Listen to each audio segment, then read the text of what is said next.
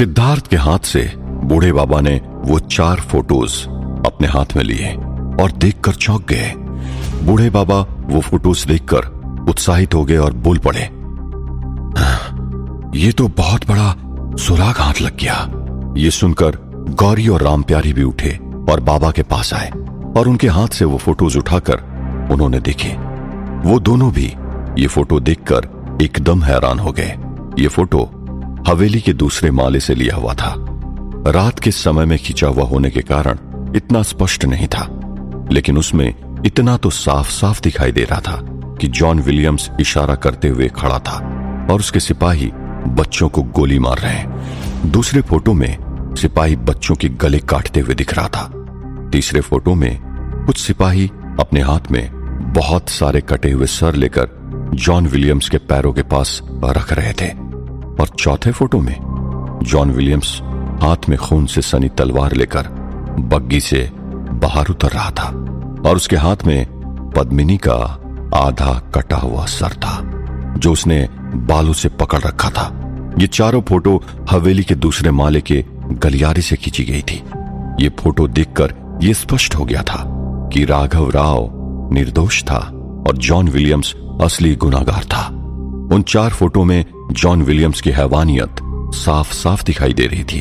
ये 4 photo John Williams के 150 साल से चल रहे झूठ के ऊपर पूर्ण विराम था। ये 4 फोटोज को देखकर राम प्यारी ने कहा, उस हवेली में इतना बड़ा सुराग मिल सकता है, यह हमने कभी सपने में भी नहीं सोचा था। मेरे काले जादू से भी मैंने कुछ ढूंढने का प्रयत्न किया था, लेकिन इस कैमरे के अंदर इतना बड़ा सच छिपा हुआ था, इसकी कल्पना भी मुझे नहीं थी। आप तीनों को धन्यवाद है कि आपकी बुद्धिमत्ता के कारण हमारे हाथ इतना बड़ा सुराग लगा है। अब ये सुराग जब जनता के सामने पहुंचेंगे तब जॉन विलियम्स के पोते और मंत्री शरद सिंह के मंसूबे पानी में मिल जाएंगे। राघव राव की आत्मा को 150 साल के बाद न्याय मिलेगा। जिसे लोग आज तक आतंकवादी मानते हुए आए थे, उसके नाम से आतंकवादी का धब्बा हमेशा हमेशा के लिए मिट जाएगा। उसे वो मान मिलेगा जिसका वो सही मायने में अधिकारी है। लोग उसे देशभक्त कहेंगे। ये कहते हुए राम प्यारी की आंखों में आंसू आ गए। सिद्धार्थ, गौरी और बूढ़े बाबा भी भावुक हो गए। गौरी ने कहा, लेकिन हम ये जनता तक पहुंचाएंगे कैसे? सिद्धार्थ ने कहा, ये मुझ पर छोड़ दो। गौरी ने कटाक्ष करते हुए कहा, ये नेगेटिव डेवलप कराना भी तुम पर ही छोड़ा था और देखो घायल होकर आगे। नहीं, तुम्हें नहीं भेज सकते। सिद्धार्थ ने कहा, ओ मैडम, मेरे सामर्थ्य पर शक कर रही हो? मैं अकेला था और वो 6 लोग, लेकिन फिर भी सारे के सारे मेरे हाथ से पिट गए। बूढ़े बाबा ने कहा, गौरी ठीक कह रही है, सवाल तुम्हारे सामर्थ्य पर नहीं उठ रहा, लेकिन बात यह है कि मंत्री शरद सिंह के लोगों ने तुम्हें देख लिया है। तुम बाहर निकलोगे तो तुम्हें देखकर ही वो तुम्हें पहचान जाएंगे और तुम पर फिर से हमला कर देंगे। राम प्यारी ने कहा, बाबा ठीक कह रहे हैं सिद्धार्थ, और इस बार तुम पर सीधे गोली से हमला करेंगे, वो भी छुपकर। इसलिए हमें जो करना है एकदम सावधानी से करना होगा और सिद्धार्थ को जितना हो सके उनकी नजर से छुपा कर रखना होगा। गौरी ने कहा, तुम्हारे मन में जो योजना थी वो मुझे बता दो, मैं इस योजना को सफल करूंगी। सिद्धार्थ ना चाहते हुए भी सबकी बात मानकर अंदर छिपे रहने का फैसला किया। उसने गौरी, बूढ़े बाबा और राम प्यारी तीनों को सारी योजना बता दी। सिद्धार्थ की योजना अनुसार तीनों ने आपस में काम बांट लिए और अपने अपने काम में लग गए। गौरी ने 4 फोटो अपने पास रखे। राम प्यारी ने गौरी को ऐसे कपड़े पहनाए जिसमें गौरी एकदम ही सुंदर और आकर्षक दिखे। उसे आंखों पर पहनने के लिए सुंदर काले चश्मे दिए। उसके बाद हाथ में एक पर्स लेकर गौरी शिमला के बाजार जाने निकली। बूढ़े बाबा ने भी हाथ में लाठी लेकर सच के बूढ़े व्यक्ति की तरह कमर झुकाकर बाजार में घूमने निकले और राम प्यारी ने अपने आदमियों को मंत्री शरद सिंह के बंगले पर उसकी खबर रखने के लिए भेजा। सिद्धार्थ राम प्यारी के अड्डे पर राम प्यारी के कंप्यूटर पर कुछ बनाने लगा। शिमला के बाजार में पहुंचकर गौरी किसी अमीर पर्यटक की तरह महंगी दुकानों में जाकर चीजें देखने लगी। गौरी उन कपड़ों में इतनी सुंदर दिख रही थी कि लोगों की नजर उस पर से हट ही नहीं रही थी। वो जहां भी जाती लोग उसे घूरते रहते। गौरी बाजार में घूमते हुए एक प्रिंटर की दुकान में गई और उसने अपनी अदाएं खेलते हुए कहा, भाई साहब, मुझे कुछ बैनर प्रिंट करवाने हैं, क्या आप मुझे प्रिंट करवा दोगे? दुकानदार ने कहा, जी मैडम, क्यों नहीं, आप हमें जो प्रिंट करवाना है वो दे दो, हम प्रिंट करवा कर आपके घर या होटल पहुंचा देंगे। गौरी ने कहा, नहीं नहीं, मुझे बहुत ही अर्जेंट है, अगर आप प्रिंट करके मुझे अभी नहीं दे सकते तो फिर मैं कहीं और से करवा दूंगी, शुक्रिया। ये कहकर गौरी मुड़कर जाने लगी।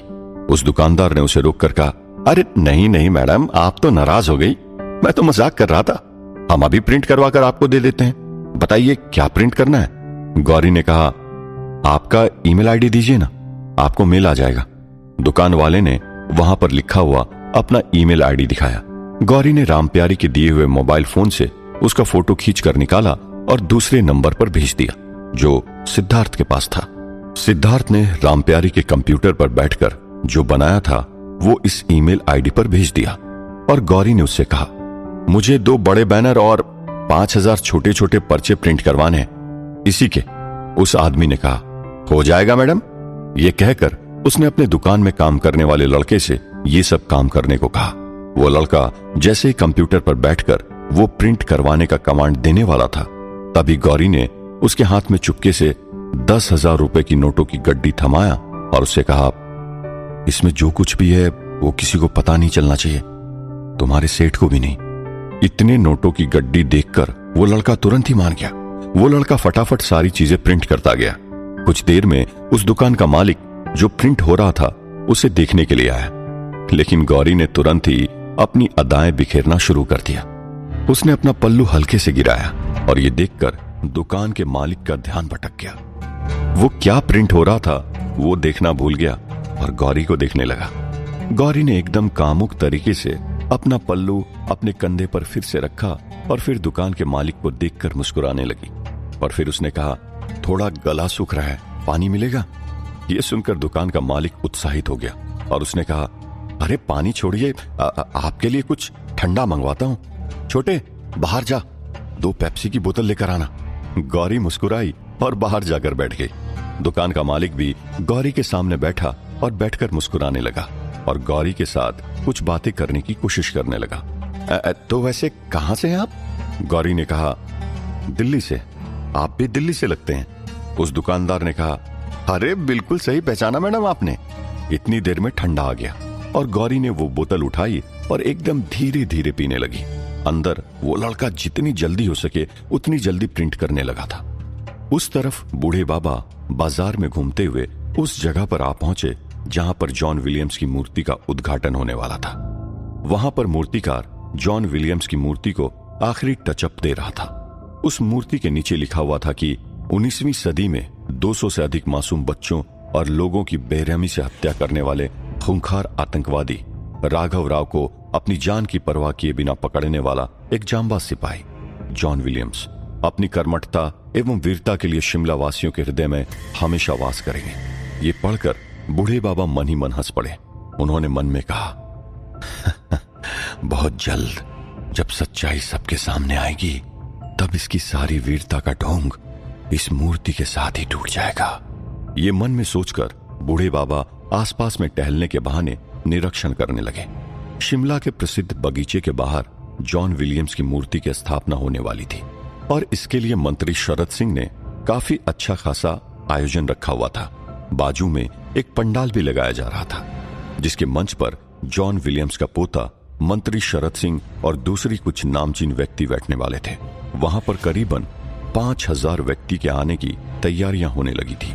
वहां पर घूम रहे लोगों में पर्चे भी बांटे जा रहे थे जिसके ऊपर उन्हें इस मूर्ति के उद्घाटन के लिए आमंत्रित किया जा रहा था। बूढ़े बाबा ने ध्यानपूर्वक आसपास घूमकर सब निरीक्षण किया और फिर वहां से चले गए। उस तरफ गौरी धीरे धीरे से अपना पेप्सी पी रही थी। दुकान का मालिक उसे देखकर मुस्कुराया जा रहा था और बात करने की कोशिश कर रहा था। थोड़ी देर में वो लड़का बाहर आया और 2 बड़े बड़े बैनर रोल करके और 5000 पर्चियां अच्छे से बांध कर ले आया। उसने इतने अच्छे से बांध के रखा हुआ था कि दुकान के मालिक को दिख ही नहीं पाया कि उसमें क्या छपा हुआ था। गौरी ने दुकान के मालिक को इस प्रिंट के पैसे दिए और उस दुकान के मालिक से कहा, इस सामान को जरा बाहर मेरी गाड़ी में रखवा दो। मालिक ने तुरंत ही उस लड़के को इशारा किया। उस लड़के ने सारा सामान उठाकर बाहर खड़ी गाड़ी में रख दिया। गौरी उस गाड़ी में बैठी और वहां से निकल गई। उसके जाने के बाद दुकान के मालिक ने गहरी सांस ली और मुस्कुराते हुए उस लड़के से कहा, सब काम ठीक से तो किया ना? ऐसे सुंदर ग्राहक कहाँ आते हैं रोज? चलो थोड़ा काम कर लेते हैं। सुंदरता को निहारते हुए सारा कामकाज बाजू में रह गया। ये कहकर वो अपनी जगह से उठा और अंदर की तरफ गया। वहां पर उसे नीचे गिरा हुआ एक पर्चा दिखा। उस लड़के से एक पर्चा नीचे गिर गया था। दुकान के मालिक ने छुपकर वो पर्चा उठाया और उसे पढ़ने लगा।